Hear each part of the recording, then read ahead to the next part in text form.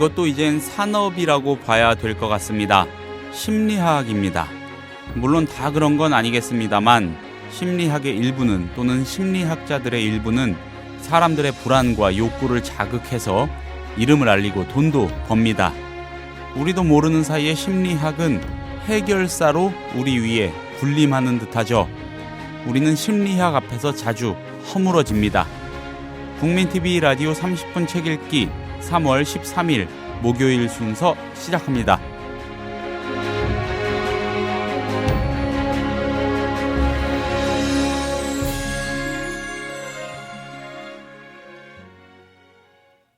나만의 책을 가지고 싶으신가요? 작가의 꿈이 있으십니까?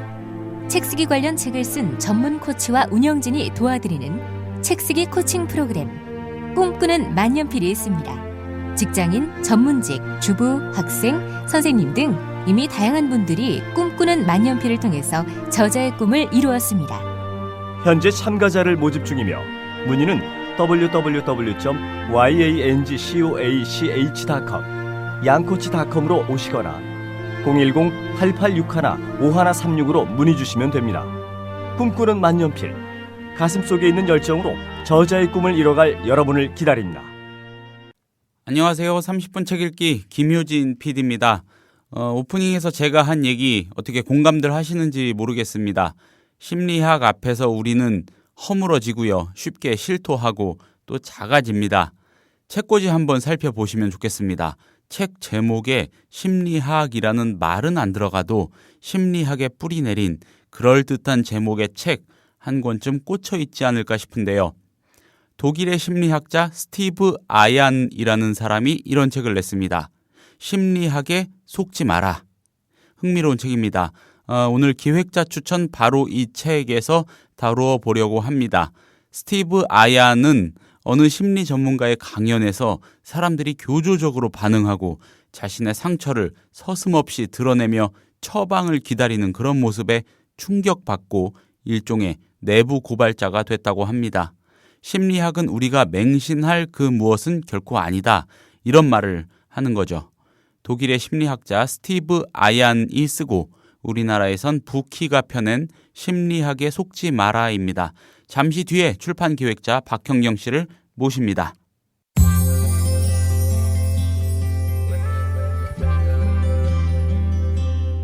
매일 아침 이 책 한 권. 국민TV 라디오 30분 책 읽기.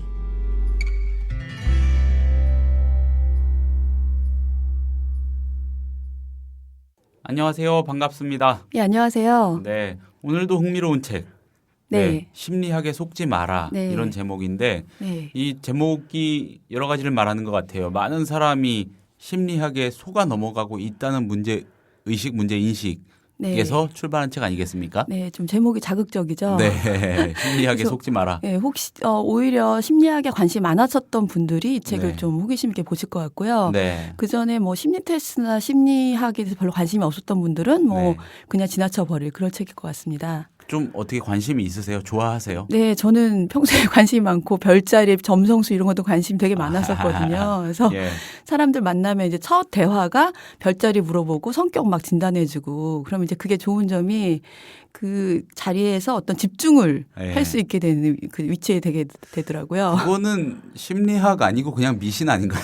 점성술 지금 이 책은 예. 심리학이나 점성술이나 거의 같은 위치에 있는 거 아닌가 하는 내용입니다. 요즘 보면은 뭐 심리 상담이다, 네. 뭐 정신 상담이다 해가지고 뭔가 과학적이고 의학적인 포인트를 한두 군데 딱 짚어주면서 이런저런 조언을 해주는 거 네. 사람들 여기에 열광하는 것 같아요. 네, 거의 뭐 그 심리학의 전성시대라고 네. 할 정도로 서점에 전성시대. 가보시면 그 자기계발서 분야 심리학 책에 굉장히 많이 나와 있거든요. 네, 심리 산업이 엄청 발전하고 있는데 그 이유는 뭐 만병통치약처럼 불리고 있는 심리학이 그 네네. 심리 산업에 종사하는 뭐 의학자라든지 아니면 심리 산업자 아니면은 제약회사 이런 네. 사람들의 농간이다라고 밝히고 있는데요. 음. 실제로 이 저자 같은 경우에는 본인이 심리학자면서 네. 그 독일의 저명한 심리학 전문지라고 게이힐이라고 불리는 게이힐은 운트 가이스트의 편집장으로 일하고 있는데 네. 이제 어느 날 그 심리 뭐 강연장에 갔었던 거예요. 근데 네. 거기 모인 청중들이 거의 그 종교 부흥회 같은 분위기를 보면서 이거는 정말 문제다라고 생각해서 이 책을 쓰게 됐다고 합니다. 일종의 내부 고발서입니다. 네, 그 생각을 해보면은 네. 특정인을 사람들이 이렇게 추종하면서 네. 그 뭐 한순간이든 뭐 아주 오랜 기간이든 무슨 얘기 하면은 아, 그렇구나. 내가 잘못 생각했구나. 내가 틀렸구나. 네. 너무 이러는 게 뭐 그렇게 예쁜 모습인 것 같진 않아요. 네, 뭐 예. 특정인의 뭐 그럴 수도 있고 특정 어떤 그 발표 이제 네. 예를 들면 심리 쪽에서 얘기를 하는 여기 책에 보면 그 발표를 할 때도 아주 특이하고 충격적인 발표를 해야지만 그 잡지나 이런 논문 잡지에 게재가 된대요. 그래서 발표에 되느냐 아니면은 그냥 없어지느냐 그래서 굉장히 이제 특이한 발표를 많이 하는데 예를 들면 뭐 잘생긴 사람이 성공할 가능성이 높다라든지 얼마나 네. 좀 섹시하고 사람들이 혹할 만한 내용이잖아요. 그게 좀 논란이 많이 됐던 네, 실제로 네. 있었던 논문이죠. 네, 그렇습니다. 굉장히 유명한 이제 그 심리학자가 한 건데 나중에 그 심리학자가 여러 가지 발표를 한 것 중에 네. 그 사기로 드러난 실험을 사기로 했다 이런 게 발표가 돼서 그 사람 또 사과를 하고 이런 일이 있었습니다. 그건 좀 치졸하게 그 틈을 비집고 든 그런 논문 아닌가 싶은데 치사하지 않습니까? 네, 그럼에도 사람 외모로 불구하고 일반 말입니다. 대중들한테는 굉장히 인기 있었던 네. 발표였고요. 아무튼 뭐 센세이셔널했던 네, 그리고 예. 그분 그 심리학자가 또 주장한 것 중에 육식을 하는 사람이 더 이기적이고 뭐 채식을 한 사람보다 자기 중심적이다라고 또 발표를 했었거든요. 예. 또 그럴듯하게 들리니까 그러니까 참, 좀 그런 좀 희한한 쪽으로 많이 연구하는. 네, 그래야지만 발표가 되고 충격적이어야지만 이제 네. 그런 게 있나? 우리 심리에 그런 게 있나라고 이제 얘기를 하는 건데 네. 사실 이 심리학이 발전한 게 네. 그 프로이트가 정신분석학회를 세운 게 1908년이거든요. 그때 이후로 이제 발전한 건데 뭐 프로이트 융 이제 쭉 이어지는데요. 100여 년 정도 됐네요. 네, 100년 조금 넘었는데요. 그래서 아직도 발전하고 있는 학문이고 이제 여러 가지 뭐 가설을 세우고 또 그걸 뒤엎는 반론이 나오고 하는데 아직은 발전하는 단계인데 이제 지금 우리 현대 사회가 너무 힘들고 각박하다 보니 거의 맹신하다시피 하는 이 환경을 이제 꼬집고 있는 책입니다. 그 교조적인 게 좀 맞는 것 같아요. 교조적이라는 그 표현을 저도 했고 아까 해주셨는데 네. 교조적인 거는 좀 이상하잖아요. 너무 그러면. 네, 뭐 예. 심리학자가 뭐 의사도 있고 네. 아니면 그냥 심리 상담가도 있겠지만 요즘에 또 신비주의, 웰빙주의 이런 거랑 섞여서 네. 굉장히 이상한 방향으로 흐르고 있다라고 얘기를 하고 있는데요. 이제 예를 들면 또 그 지금 심리학이 번성하고 있게 된 계기가 네. 병을 만들어낸다는 거예요. 병을 만들어낸다. 예, 심리 산업자들이 아. 예를 들면 예전에 없었던 병이 뭐 사회 공포증, 저장 강박증, 완벽주의, 지연 행동 이런 얘기 들어보셨어요? 못 들어봤어요. 예, 지연 행동을 자꾸 지연시키는 사람을 지연 행동 병이라고 얘기하는 거고요. 게으름인가요? 일종의? 일종의 뭐 뭘 해야 되는데 그 시간에 뭐 맨날 늦는다든지 네, 네. 계속 지연을 시키는 거죠. 근데 그런 병명을 만들어내서 너는 그런 병이야 하고 이제 처방을 해주는 거예요. 아. 예, 그러니까 모든 사람들이 어떤 그 병의 문턱을 넘기가 힘든 거죠. 그 멀쩡한 사람 하나도 없겠네요. 네, 우울증이 이제 엄청나게 유행이잖아요. 또 예. 요즘에 제일 유행하는 병은 번아웃 증후군이래요. 그건 뭡니까? 그러니까 그 업무를 하다가 너무나 완벽주의에 시달리면서 과중한 예. 업무를 하면서 스트레스를 받아서 무기력해진다는 병이래요.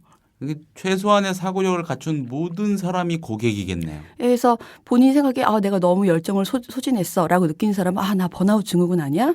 그리고 병원 가면 그렇게 이제 나오는 거죠 진단이. 그럼 약을 처방받고 그러니까 이런 병명을 만들어내면서 이제 사람들이 나 이런 병인가봐라고 생각하게 되는 거고 이제 그 병도 유행에 있는 게 예전 또 그 신경쇠약증이란 병이 굉장히 유행했대요. 어떤 신경쇠약증. 신경쇠약증. 네, 미국 병이라고 일명. 근데 그 병을 앓으면 굉장히 좀 있는 사람처럼 느껴지고 약간 오히려. 까칠하고 네네. 시크한 그런. 지금은 또 번아웃 증후군이면 내가 정말 일 중독자구나. 난 정말 일을 열심히 한다. 이런 위안을 삼는가 보네요. 그렇네요. 아주 그런 명칭들이요. 네. 만약에 정신과에 가서 네. 진료를 받으면 소견서나 진단서에 막 쓰일 거 아닙니까? 네. 실제로. 네. 판이 굉장히 커져 있군요.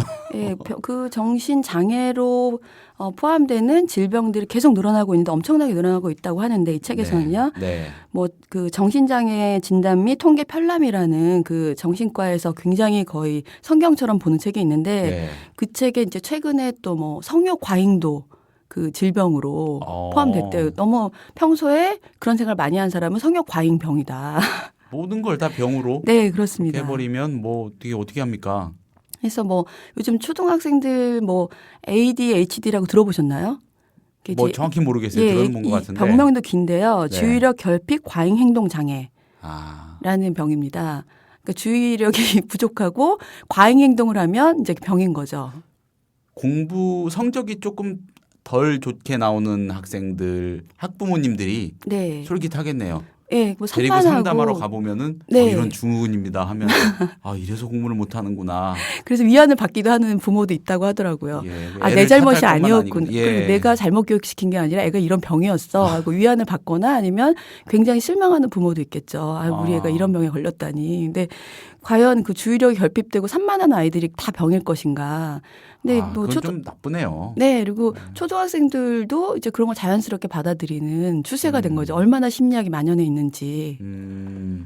그래서 이 저자에게는 그 시장을 부풀리는 거는 순전히 의학산업 종사자들이 그렇게 만드는 것이다라고 얘기하고 있습니다. 다 그런 건 아니겠죠. 네, 그렇다고 그렇죠. 다 그런 건 아닌데 어떤 그 흐름이 잡히니까 네. 또 나름대로 연구해서 내놓은 그런 책 아니겠습니까? 네, 실제로 뭐 정신병이 실제 있는 사람들이 있잖아요. 네. 뭐 진짜 심각한 우울증이라든지 얼마 전에 드라마에 나왔었던 소시오패스라든지 뭐 네. 이런 병들이 있는데 그런 사람들 정말 치료를 받아야 되는데 일반인들까지도 이제 그 대열에 끼고 있다는 거죠. 그 지나친 완벽주의나 아니면 여러 가지 사회에서 너무나 많은 가능성이 있기 때문에 그 가능성 선택을 못하고 일단 뛰어들어서 경험을 해봐야 되는데 그러기 전에 모든 걸 다 이제 점검을 해보는 거예요. 이러면 좋을까? 저러면 좋을까? 이러면 나쁠까? 이러면서 그 많은 생각들 속에서 갈피를 못 잡고 그 진단을 상담가나 전문가한테 의뢰하는 거죠. 저는 왜 결혼을 못할까요? 뭐 이런 거를 자기가 고민 안 하고 상담가나 심리산업 뭐 심리책을 보면서 그 이제 해답을 찾으려고 하고 정신과나 심리 상담가들하고 대화 나누면은 네. 실제로 그런 주제로까지 흘러간다고 합니까? 네, 그 이제 개인마다 그 이제 질문도 다르고 대답도 다르겠지만 네. 이제 문제가 되는 거는 이 책에서 얘기를 하고 있는데 치료법이 네. 그렇게 검증된 치료법은 아니라는 거예요. 예를 들자면요. 뭐 예를 들면 여러 가지가 있는데 그 뭐 아이 얘기를 하면 아이 얘기도 육아 얘기도 나오는데요. 네. 뭐 이제 한때 유행했던 게 아이가 막 그 뭐 발광을 하거나 소리 지르거나 네. 이렇게 안 될 때는 꽉 껴안고 있어라. 애가 그 잠잠해질 때까지. 아, 무조건 그거는 꽉, 예, 그런 치료법이 있어요. 무조건. 물리력으로 제압하라는 거 아닌가요? 그냥 꼭 껴안고 있으면 아무 말도 하지 꼭 껴안고 있으라는 이제 치료법이 있는데 실제로 이제 뭐 프로그램에서 우리 아이가 뭐 달라졌어 이런 프로그램을 제가 봤는데 네. 아이가 그럴 때 꼭 껴안고 있더라고요. 그 심리 상담가가요. 근데 실제로 이 책에서는 그게 효과가 없다. 그리고 아이별로 오히려 부작용을 일으키는 경우도 있다라고 하는 거죠. 그러니까 개개별로 사안이 틀리고 그 모든 질병을 다 일반화할 수가 없잖아요. 근데 그런 경우가 있으니 이제 그런 거를 조심해야 된다. 너무 믿으면 안 된다는 얘기입니다. 그렇군요. 근데 이제 책에서 좀 충격적으로 얘기했던 거는 그런 저희가 뭐 아이의 내용이라든지 뭐 연애 문제라든지 가정이라든지 뭐 직업이라든지 이런 모든 거를 망라하고 있는데 그런 거는 이제 뭐 믿을 수도 있고 안 믿을 수도 있는데 우리가 정말 맹신하고 있는 것들 중에 뭐 IQ 검사라고 있잖아요. 네. 그것도 믿을 수가 없다는 거예요. IQ 검사는 체계적이고 과학적인 거 아닌가요? 예, 논리적이고. 그렇게 저희가 다 알고 있고 네. 저희 학교 들어가면 무조건 봐야 되고 IQ가 100이 안 되면 나는 무능하구나 아니면 네. 뭐 지능이 떨어지는구나 하고 이제 평생을 숨기고 살잖아요. IQ 몇이세요? 저는 100은 넘는데요. 100 넘으세요? 아, 근데 이 저자가 얘기하기로는 IQ는 그 전 국민의 아니면 전 세계인의 그 평균을 100으로 맞춰놓은 상대평가라는 겁니다. 그래서 어차피 50%의 국민은 100 이하일 수밖에 없고 50%가 넘는 사람은 그 나머지 50%인 거죠. 그렇게 설계가 돼 있는 네, 거다? 그렇게 설계가 되어 있습니다. 각 나라마다 전부 다요. 왜 그런 겁니까? 이제 아니 지능을 어떻게 절대평가할 수 있겠어요? 그리고 지능이라는 게 과연 무엇인가? 지능을 이제 그 주로 IQ 검사는 언어력과 뭐 수리력 뭐 이런 거를 본다고 하면 그 이외의 지능은 그럼 지능이 아닌 것인가 하는 거죠. 그래서 또 심리학자들이 EQ라는 걸 만들어낸 거예요. 감성지수. 네, 그렇죠. 그래서 IQ에서 두 자릿수를 받았거나 만족하지 못한 사람들한테 너는 대신 창조적인 지능이 있고 남과 조화롭게 관계를 맺을 수 있는 지능이 있다. 그래서 IQ에서 실망한 그 이제 소비자들한테 너는 대신 이게 똑똑해 하고 이제 실망하지 않게 돌아가게 하는 EQ를 발명했다는 거죠. 옛날에 무슨 이유식이었던가요? 어떤 식품 아무튼 먹는 거였는데 그거 먹으면 EQ가 좋아진다고 광고했던 거 기억이 그렇죠. 납니다. 전혀 상관이 없을 텐데.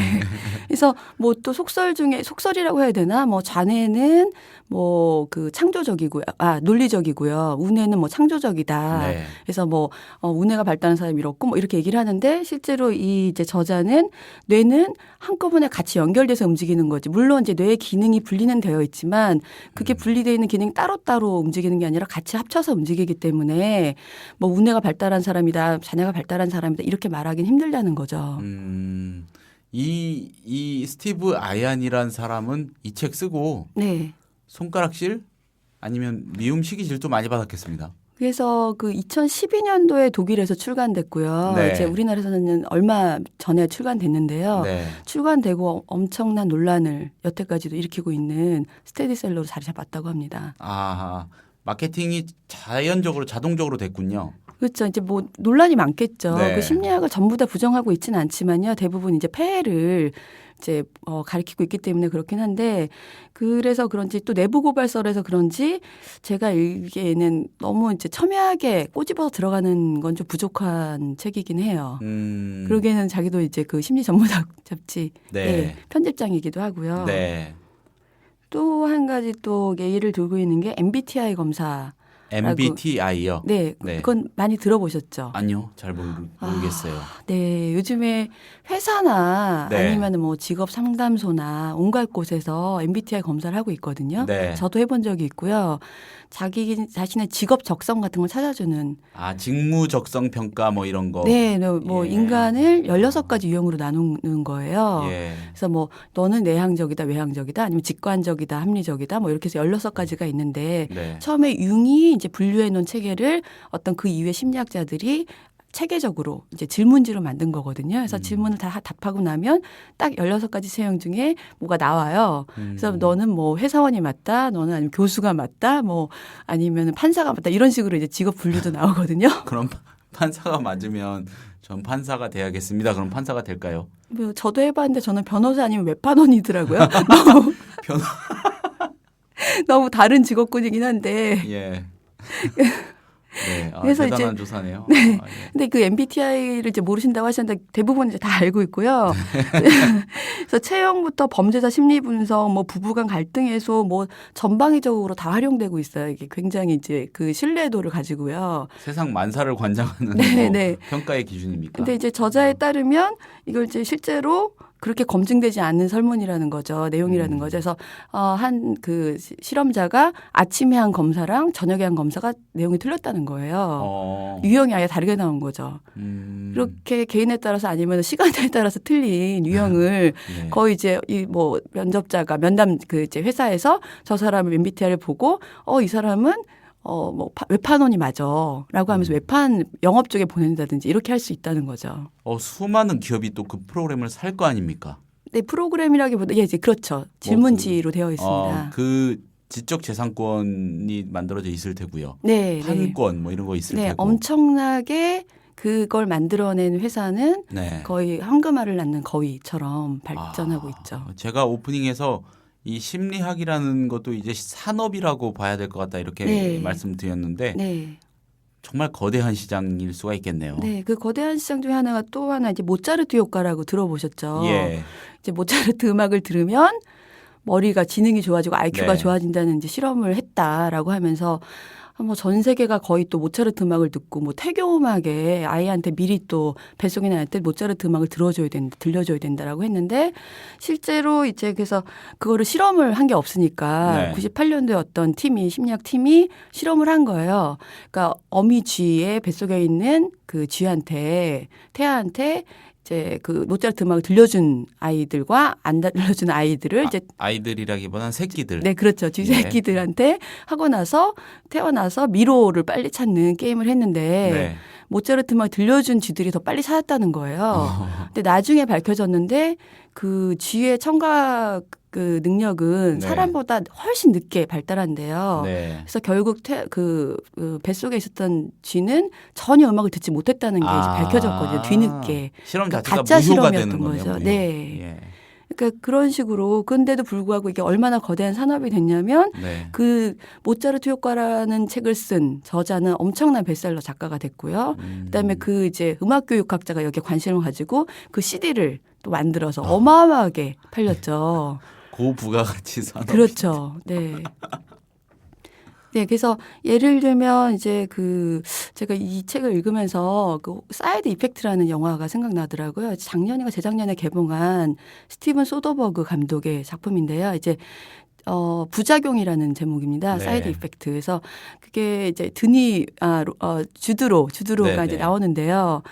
정신과 의사고 한 여성 환자가 와서 우울증이 있다라면서 이제 고백을 해요. 그래서 제 우울증 약을 처방해 주는데 그 약이 안 듣는다는 거예요. 그래서 뭐 좀 더 강한 약이 없냐 막 얘기를 하는데 마침 주드로한테 그 제약회사에서 아직 막 신약을 개발했는데 이 약을 쓰면 보상을 해주겠다. 엄청난 보상을. 아직 그 임상을 검증이 거치지 않은. 충분히 검증이 안 된. 예. 근데 그 약은 벌써 나오자마자 TV 광고를 엄청 하고 있는 약이었거든요. 근데 원래는 쓰면 안 되는데 환자도 원하고 이제 그 보상도 솔깃하고 해서 결국은 그 약을 쓰게 됩니다. 근데 그러고 나서 그 이제 환자가 살인을 저지르는데 이제 그 감옥에서 출소한 남편이 있었는데요. 그 목류병이 생겨서 밤에 이제 남편을 무의식적으로 찔러 죽이고 이제 그 다음날 이제 기억을 못 한다는 거예요. 그래서 알고 봤더니 그 신약에 어떤 환자한테 목류병을 일으킬 수 있는 부작용이 있었던 거예요. 그래서 결국 이제 주드로는 모든 이제 의사로서의 그 뭐 권위를 박탈당하고 그래서 그 여자는 그 약의 부작용 때문에 일을 저질렀기 때문에 전혀 무죄가 되는 거죠. 근데 이제 그러면서 주드로가 혼자서 외롭게 사건을 파헤치는 건데 결국은 이제 여자의 사기극으로 드러납니다. 약을 먹지 않고 그런 부작용이 있었다는 걸 알고 네. 이제 남편을 찔러 죽인 거죠. 네. 근데 그 이제 뒤에 얘기를 보면 제약회사랑 연결돼서 뭐 주식을 뭐 가지고 있었는데 그 주식이 폭등하게 만들고 뭐 이런 여러 가지 이제 사기극이 밝혀지거든요. 근데 그 영화를 보면 이제 우리나라는 아직까지는 그렇지 않은데 어마어마한 그 우울증 약, 프로작이라든지 이런 우울증 약의 산업이 거대하구나라는 걸 알 수 있거든요. 광고가 다 그걸로 도배가 되어 있고 직장인들이 그냥 일상적으로 그걸 먹고 있는 거예요. 신경 안정제. 네, 보통. 네, 네. 우울한 거를 없애주는 뭐 그런 약인데 그래서 산업이 대단하구나. 근데 우리나라는 아직 그런 거 광고를 하고 있진 않잖아요. 우울증 네. 약을. 근데 외국은 그렇지 않더라고요. 근데 이 책은 독일 저자가 쓴 건 독일도 그렇다고 합니다. 네, 그래서 여러 가지 이제 그 내용을 다루고 있는데 책이 뭐 왜 이렇게 심리학 전성기가 되었는지 그거는 네. 뭐 지금 계속 말씀드렸지만 심리 산업 종사자들의 역할도 있지만 일반 그 대중들의 역할도 있다라는 거죠. 그래서 너무 많이 이쪽에 그 의존하고 스스로를 믿지 못하고 이제 내가 왜 이러지 하고 너무 분석하려고 한다는 거예요. 그래서 예를 들면 심리학자들이 제일 많이 활용하는 단어 중에 하나가 무의식이라는 단어인데 무의식이 이렇고 저렇고 하는데 사실 무의식을 알 수는 없거든요. 거울에 비춰보듯이 무의식이 보인다든지 자아가 보인다든지 저희가 뭐 자아성찰 이런 단어를 쓰잖아요. 근데 실제로 자아가 보이진 않잖아요. 과연 자아 실현이라는 게 무엇인지 이제 단어가 만들어낸 효과라는 거예요. 그래서 어떤 언어학자가 이제 말한 명명한 건데 플라스틱 단어라는 말이 있거든요. 그러니까 이제 실제 추상적인 단어인데 되게 애매모호한 만연해 있지만 애매모호한 개념들이거든요. 근데 그런 단어들을 굉장히 많이 쓰면서 그래서 또 이제 그 뭐 일반 대중들이 현혹하는 게 그 반엄 효과라고 하는데 뭐 굉장히 일반적으로 다 해당되는 건데 뭐 예를 들면 이런 거죠. 오전에 뭐 나는 굉장히 활기차게 했으나 가끔씩 우울해질 때가 있다. 이건 누구한테나 다 적용되는 건데 꼭 자기한테만 해당되는 네. 것처럼 그런 반음 효과라든지 여러 가지 네. 효과가 있다고 합니다. 그래서 그런 거에서 벗어나려면 이제 약간 이 책도 자기계발서를 비판하고 있지만 자기계발서처럼 이제 조언을 하고 있는데요. 무책임할 정도로 이제 진지한 것에서 좀 벗어나 보자. 그리고 너무 스스로를 분석하지 말자. 오히려 그런 것보다는 그 약간 그 의식적인 행위라고 해야 될까요? 뭐 거품 목욕을 한다든지 자기가 스스로 할 수 있는 아무 생각하지 않고 할 수 있는 그런 의식 절차를 차라리 하는 게 낫다라든지 뭐 실수도 좋으니까 즉흥적으로 한번 뛰어들어 가보자. 뭐 이런 식의 조언을 하고 있거든요. 네. 네. 그 대중의 의존성이 점점 커지고 있다는 대목에서는 그 현상 자체는 사실이라고 해도 네. 그게 대중의 잘못도 있다 이런 식으로 바라보는 거는 좀 동의할 수가 없겠다는 생각이 드네요. 그러니까 탓은 아닌 거죠. 그 현상이 사실일지언정 네. 그 대중의 탓은 보통 사람들의 탓은 아니라는 거고 그 얼마나 불안하고 네. 각박하고 네. 내일을 알 수 없고 또 내가 언제까지 이렇게 버텨내고 지켜낼 수 있을까 네. 이거에 대한 확신이 없으면 네. 그렇게 불안해 하겠습니까? 그러다 보면 자꾸 잡생각이 많아지고 그러는 거 아니겠습니까? 사회가 허약한 탓이라면 탓이지 그 틈을 비집고 드는 사람들이 더 영악한 거 아니겠습니까? 네, 그렇습니다. 그리고 사실 이 책은 뭐 심리학을 폄하하긴 했지만 네. 심리학으로서 위로를 받고 본인 생활이 나아지는 사람들도 있거든요. 네. 그래서 뭐 그 너무 이쪽에 현혹되지는 말자 이런 내용인 것 같습니다. 네. 네, 그래서 이 책의 내용 중에 잠깐 짧은 네. 예화 같은 걸 읽어드리면요. 네. 어느 날 저녁 집 앞에서 심리상담가가 담배를 피우며 어떤 여자와 대화를 나누는 모습을 보았다. 그에게 인사를 하고 열쇠를 찾는 동안 심리상담사가 여자에게 하는 말을 들었다. 이곳은 상담소를 차리기에 딱 좋아. 여기 사는 사람들은 자신에 대해서 엄청나게 많은 생각을 하거든. 빨간 펠트 원피스를 입은 여자가 미소를 지며 말했다. 맞아. 자아성찰은 병원 매출에 좋지. 라는 내용입니다.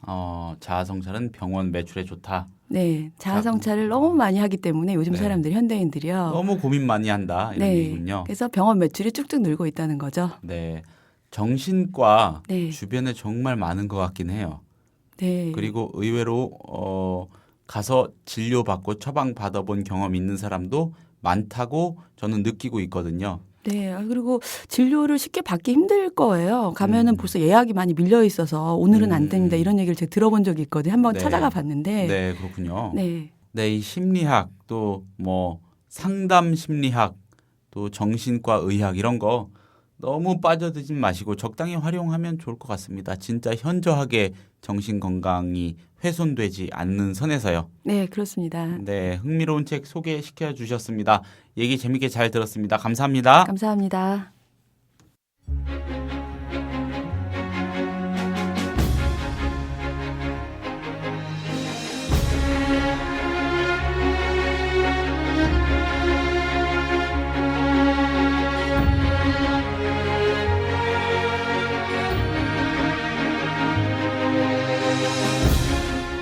네, 30분 책 읽기 이 3월 13일에는 독일의 심리학자 스티브 아얀이 쓰고 우리나라에선 부키가 펴낸 심리학에 속지 마라를 소개해 드렸습니다.